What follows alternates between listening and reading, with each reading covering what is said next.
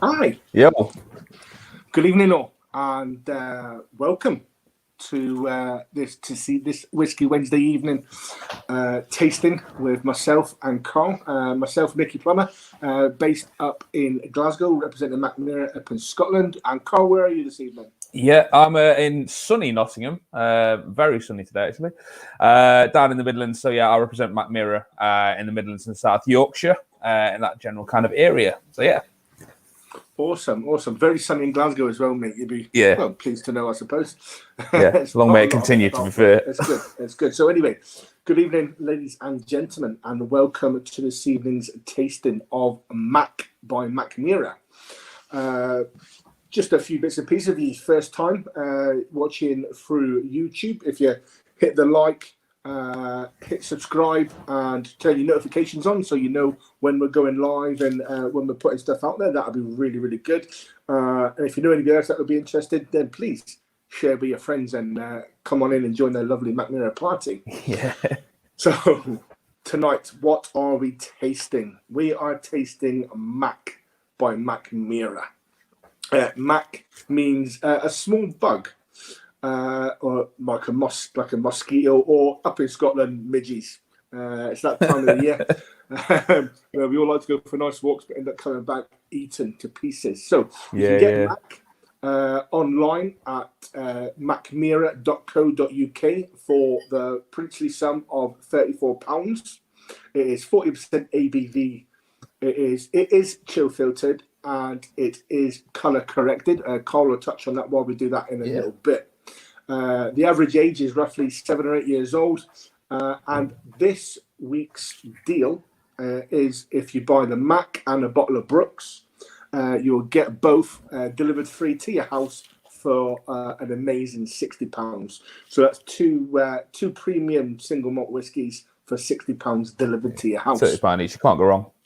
Can't go wrong there, Cole. Really, can you? Really? Okay, so let's talk a little bit about Mack. Mack was launched in September of 2015 and is the first whiskey produced solely at Mackmyra's new Gravity distillery. Well, I say new. I'll touch on how old it is in a moment. For a new generation, climate smart and perfect for mixology, which again, we'll touch on later. As you saw by that flash up picture there, the distillery is 35 meters tall. The Gravity distillery was opened in 2011 with the intention of being one of the world's most energy efficient distilleries. So talking about the distillery, at the rear of the distillery, you can just see, or to the side there, you saw the two 40-ton silos. One has our peated barley in it and one has our non-peated or our elegant barley. At the top of the distillery there, you can see the sky bar for the good times and the fun. And the process is split over 5 floors from milling all the way through to where you get down to the spirit safe. That journey approximately takes roughly 8 days after you go through the milling, mashing, fermentation, etc. And obviously the good where we actually produce the new mix spirit. But it's all local Swedish ingredients as well. If it's not your first time in joining in for a Mackmyra tasting, then you know we use all Swedish ingredients. Barley, water, just everything that goes into it. The only thing that we don't, the other thing we go a little bit is using American oak in a lot of our recipes, but we also use Swedish oak in some stuff, but that's for another show. So a little bit about what actually produces the liquid, the wash still and the spirit still. The wash still is 10,000 litres and the spirit still holds 8,000 litres. Once we've cut away the heads and cut away the tails, the heart that we're left to play with to make really good whiskey is approximately 800 litres. And that comes off at about 70% ABV. And we fill that into the casks at 63%. So it's roughly the industry standard. We're missing that wee 0.5% that a lot of people do, but 63% our chief nosing officer, Angela, she's decided that that's the best that we're going to fill the casks at. So that's what we do. For all the people these days, everybody's quite environmentally conscious. You can see myself and Carl are quite environmentally conscious as well. We've got our solar panels fitted to our heads. So we're all good. Shots fired, man. That was yeah. side swipe. You didn't tell me about that one. So the distillery itself is centrally controlled from an operations room, basically a control center in the distillery, and that helps to ensure energy efficiency, believe it or not. So all the excess heat that we get from the process, etc., we actually store that as hot water in 2 fully insulated tanks, and then we release that heat back into the process and use it to heat the distillery as well. There you go. So our new distillery saves roughly 45% on energy compared to a traditional distillery, which is really, really good for us. We use a biomass boiler as well to help heat. So in the biomass boiler, we burn actually excess from the Swedish Forestry Commission. So we burn that stuff to produce heat, and we store that as well. So that helps. It helps the environment, and it helps us from a heating bill. To run that, the electricity that we use is only from just about a kilometre away. The power station is only a kilometre away, so it doesn't have far to travel. So that's quite short in that as well, quite ecologically friendly. Excuse me, need new teeth. Teeth in, yeah. And the energy consumption is monitored as well. And I can't tell you the exact number, but what we can do is actually put a number on a bottle, not phically, but we can actually say how much energy was used to produce a single bottle of Mackmyra. Which I think that, I've never heard that on the amount of distillery tours that I've been on. Carl, what about yourself? Yeah, no. See, I think it's one of the great things, I guess, about being a newer distillery is that you can embrace, some of the technological advances that you can be a little bit more innovative. I think you've kind of almost got that license almost as a world whiskey. Definitely. Yeah, absolutely. There's a great deal of respect and love for tradition, and I think it's fantastic. But it's kind of shackles off a little bit that you can go and see what you can achieve. Again, the Gravity Distillery, just a simple concept of using what we've got around us. Yep. We've got gravity. All right, let's use it. Get it up there, and Definitely. Gravity will take care of it and get it down through the process. So yeah, exactly. I'm cuts out, a lot of the energy consumption used by traditional pumps. And instruments like that, So yeah, I really quite like it. Plus, it's got a Scotty bar at the top, so hey, cool, yeah. So anyway, that's enough. That's really enough about how we're good, we're green, but what we're here for is to actually taste the fantastic whiskey. Yeah. Well, So I'll hand over to Cole, and he'll take us through a few bits and pieces about the whiskey. Yeah, so Mack by Mackmyra. So as mentioned, so casking wise, it's probably a good place to sort of jump in, and it's quite simple in terms of what we do from a casking perspective for this one. So we've got refill bourbon casks, and we've also got refill American oak casks. We get a lot of our casks from the Bluegrass Cooperage. So I think Jack Daniels is one of our ex-bourbon casks. So there's a lot of that influence in there as well. And you can taste that sort of when it's coming through in the final liquid, I think. As Mickey sort of touched on briefly, we are bottled at 40%. And that is sort of the right mark where we want to hit for this particular liquid.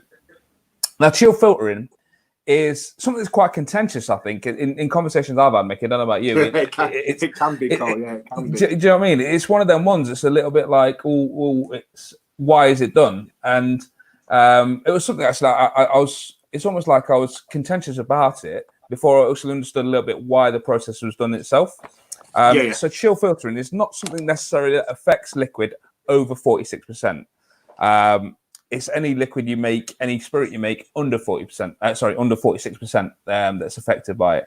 And basically, it's simply a case of cooling down your liquid to around zero, just above zero. And what that does, that allows the fatty acids and the esters to sort of clump together. And then you can basically filter them out. The reason why you want to take them out of your liquid is because if you think about when you add ice, for example, or maybe a drop of water to your whiskey, it can make it look cloudy. And that's something from an appearance point of view, especially for this particular product. It's something we're designed to put in cocktails and having with ice, with a little bit of mixer, that kind of thing. It ruins the appearance a little bit. I think the best example for people to properly see that, because it doesn't always become that apparent in whiskey, but you can literally see it, and everybody's got some at home, I would imagine, is olive oil. A couple of drops of water into olive oil, and then give that a wee shake, and you see all that, it just go like dirty cloudy. Yeah, and I think that's the thing, isn't it? You'd look at your olive oil, and you think, well, hang about, that doesn't quite look right. And I guess that's kind of the reason why, you didn't. Why is my whiskey cloudy? So again, that's one of the reasons why we stripped that out, to improve the appearance of it. And on the point of appearance, colouring. So we do add dye to the Mack, and we aren't shy about it. Again, it's to improve the appearance. It doesn't affect the flavour. Same with chill filtering, doesn't affect it. A little tidbit as well, actually. If you've got, it has to be stated on the bottles as well. Yeah. So we're not hiding. So yeah, if you look on any bottles at home as well, you can always see if they have had colouring on it, because part of the regulations in Germany and Denmark is that it has to state that it's got colouring on. So look out for the little bit of German. Mit Farbstoff, is it? I think it is, which is literal translation. Rings a bell, rings a bell. With dye. So yeah, check it out. Have a look on the back of it. But yeah, like I say, it's in there to help us improve the appearance. Would do nothing to affect the flavouring. So yeah, quite just a minuscule amount that actually gets added for actual batch as well. It's really quite small. Yeah, like I said, it is a little amount. I think I think part of the reason around it was as well because it's quite incongruous. The liquid itself, in terms of the flavour profile, it's quite incongruous in terms of the lightness of the flavour versus the lightness of the colour versus the actual flavour of the liquid. So it kind of makes more sense when you taste it. It looks a little bit darker. So yeah, so this product itself, it's kind of a shackles off one for us, really. Enjoy it however you want to enjoy it. Have it as over ice. Enjoy it with a little touch of water. It's there. We literally say it's designed for creativity. So mixologists, for cocktails, those kind of experimentations, even in a little bit of a cooking, which we'll touch on a little bit later. If you want to, go nuts on it. And I think as well, for new drinkers, I think it's a really great introduction to Mackmyra Swedish whiskey into our brand and our range as it is, because it is, for me anyway, quite approachable. I find. I don't know what Nicky, what you'd say. In terms of it's very, very, very easy to drink. Yeah, nice, light, easy, especially with it being nice and sunny out. Hopefully this will last. But this for me feels like a great summery one. So into I guess the tasting of it. So in terms of the official notes, on the nose, it's fruity, elegant, straight off the bat. You get aromas of citrus, a little bit of pear in there.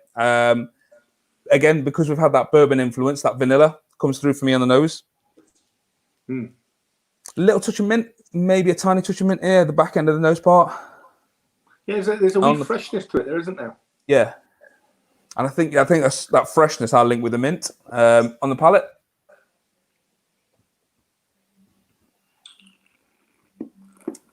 fruit, vanilla, a little bit of anise maybe coming through as well. Again, sweet, fruity, characterful. And then finally, for finish,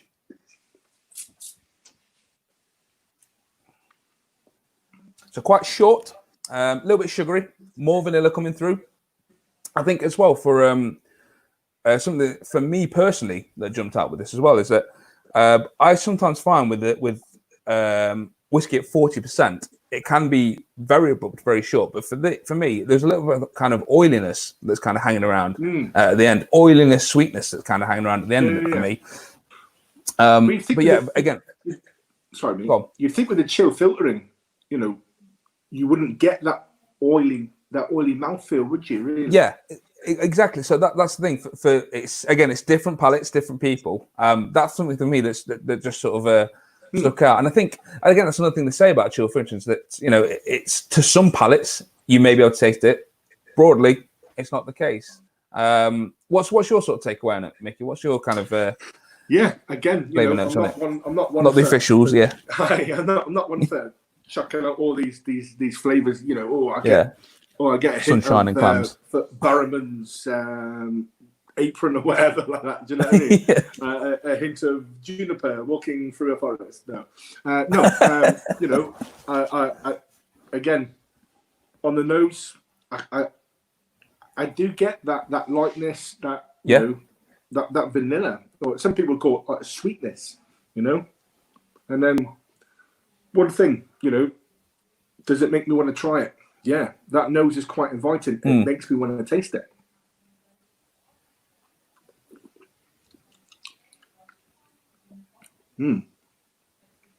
Yeah, again, you know, but like you said, you know, it's there. It's a nice hit of flavour, but there's nothing overwhelming about it. I was just thinking, literally just then, easily sip that. You know, I personally, I don't feel the need to add a bit of water to that, but maybe on a day like this, maybe a wee touch of ice.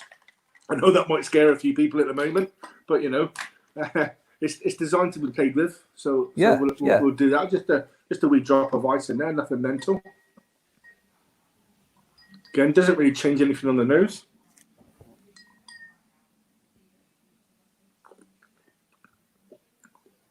Oh wow!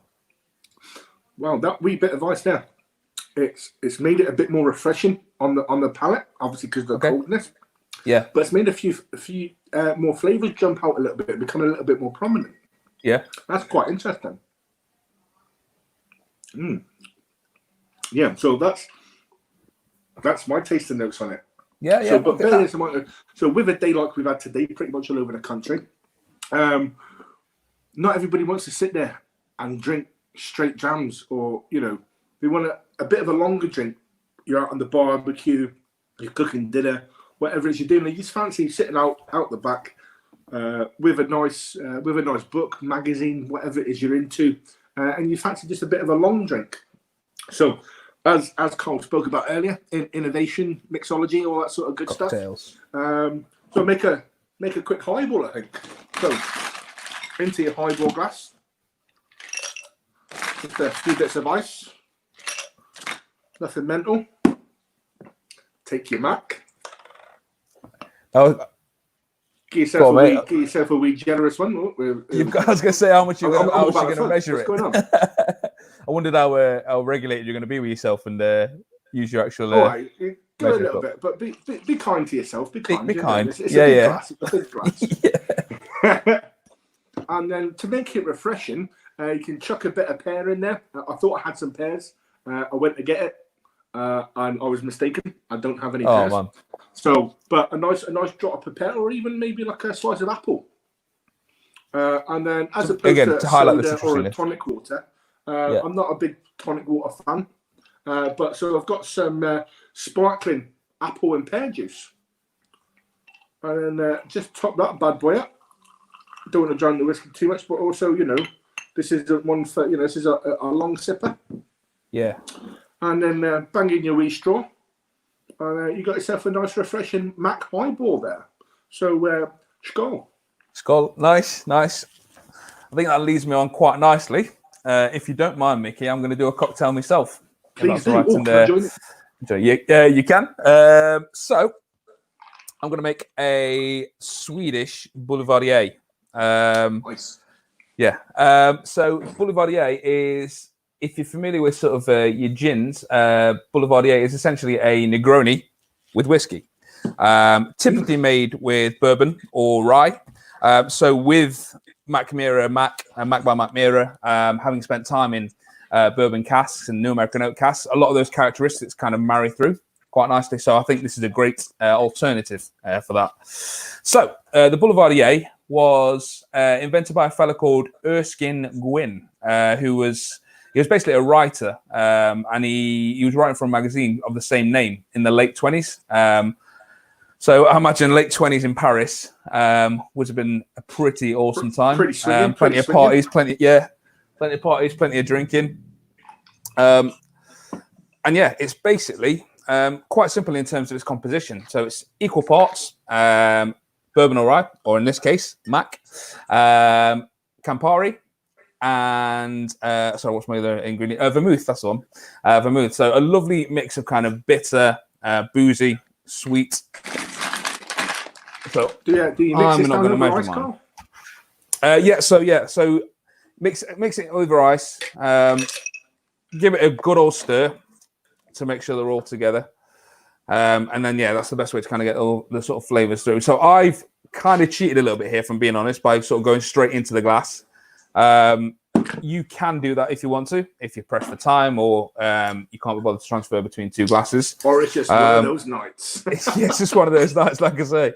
I guess the ideal way is sort of is add all ingredients together over some crushed ice. Give them a good old mix together so it cools down the liquid a lot faster, I guess, and then transfer it, sieve it through over your glass cube. And again, to highlight the citrusiness, the sweetness, the a little bit of the bitterness, a little bit of orange slice, which I've got just in there as well. It's a kind of good way to sort of like just have a little footnote, a little accentuation for it.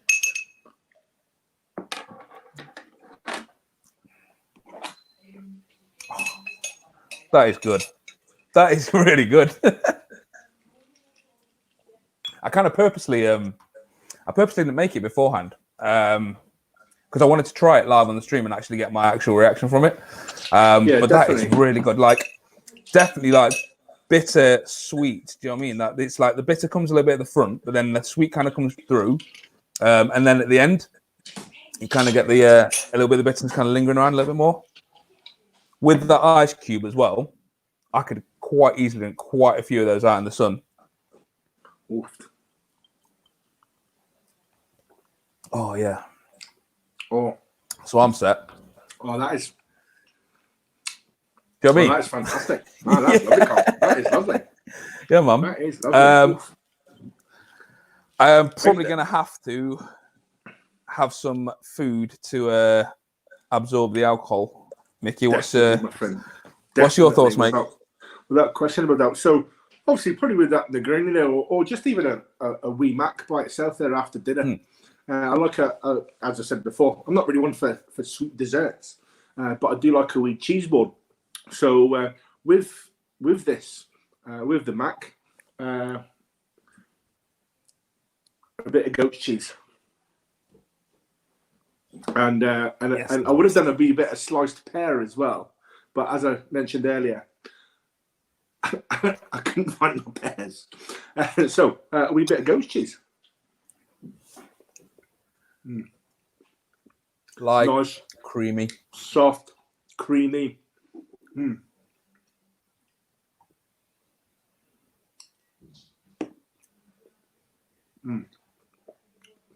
Yeah, that sweetness sits really, really well with the cheese. Absolute. That is beautiful. It's lovely, balanced, and delicate, isn't it? It's like really we're not trying to shout flavors here. It's like we want something that's going to be sort of quite harmonious, quite delicate. Yeah. They work together really, really well. Yeah, really well. Question about that. That's that's really, really good. Nice. Yeah. And I think after feast dinner this evening, I think I definitely know what I'm going to be tucking into a little bit more of. Yeah. Well, like I say, I've only had a little slither of that ghost cheese, so I think I might have to have a little bit more of that and wash them down with a few of them Boulevardiers. Oh, right. But yeah, again, a bit more of a sweeter tooth, Cole. Thank you for that, Lincoln. I'll take it. So again, creativity, experimentation, go nuts, shackles are off, experiment as you can. Again, something that pairs quite nicely with it from the sweeter side of things, I guess, highlighting some of the sweeter notes. Again, bringing through some of the creamy texture. A little bit of banana bread. And my lovely partner, bless her. Yeah, exactly. Yeah, and, in the situation we're in at the moment, we've seen definitely a increase in the amount of people baking at home, or at least certainly in my area we have, because every time I've been to the local supermarket, flour has gone, so it's going somewhere. Yeah, it's pretty much a UK-wide thing, mate. Yeah. So yeah, it's a great time again to sort of experiment with bacon. And banana bread, I think, is one of the sort of recipes that's been searched very, very heavily, very, very recently. So yeah, it's great to go with Mack again to complement the creaminess, the light, the sweet. Really, really good to go with it. Yeah. Good little bite. Don't be shy.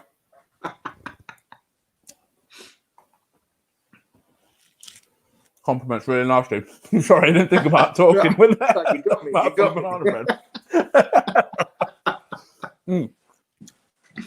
And I don't know if I told you earlier as well, but like we did a little tester because we had a little bit of batter left over. We thought, well, actually, if we're going to pair it with banana bread, let's see just a little drop of Mack actually in the bake and see what that does. So I tried a little bit one of these. I will admit that one. And again, because it's quite complimentary, it's still quite a delicate. It's a delicate influence it has on it. For me, I think we probably went a little bit too reserved on it. I think we could have put a little bit more in there. A bit more Mack in it, but definitely, actually, I'm getting more sweetness coming through on that. There's a very faint alcohol on the when you're smelling it. But yeah, definitely the sweetness is accentuated, I think, by it. But you know, again, it's there you go. Try it. Yeah, experiment, be creative. You know, there are no rules with it. Try these different things. Sometimes they'll work. Sometimes you need to tweak it. Sometimes you need to do something a little bit different. But yeah, it's about having fun with it, basically. And that's kind of the ethos we want to get over with Mack, is that, you know, it's designed for creativity, designed for you to kind of enjoy it on its own or play with it however you want to play with it. So yeah, that's a little culinary tour we've had here, isn't it? Happy days, yeah, right. Man. Well, that's definitely made me in the mood for switching off and going to experiment a little bit more. Yeah. So on that point, guys, ladies and gentlemen, thank you very much for joining us this evening. If you've got any comments, please drop them into us and we'll get back to you. Like, share, get those notifications into your inbox, etc. Yeah. On Friday, we'll join Camille. Some of the other guys will join Camille on Friday for the regular, and he'll be doing some cocktails with Mack. So not just, obviously, not the ones that we've covered this evening, but he'll do some more in-depth ones, because, you know, Camille's like that. It's really, really good. Some great experimentation. It's fairly impressive, to be fair, guys. It's fairly impressive. So please like us. Please leave any comments, any questions you've got, and we'll get back to you. So, Carl, thank you very much for joining us this evening. Yeah. Thank you very much, Mickey. Always a pleasure. I'm sure we'll see you again very soon. Skål. Skål.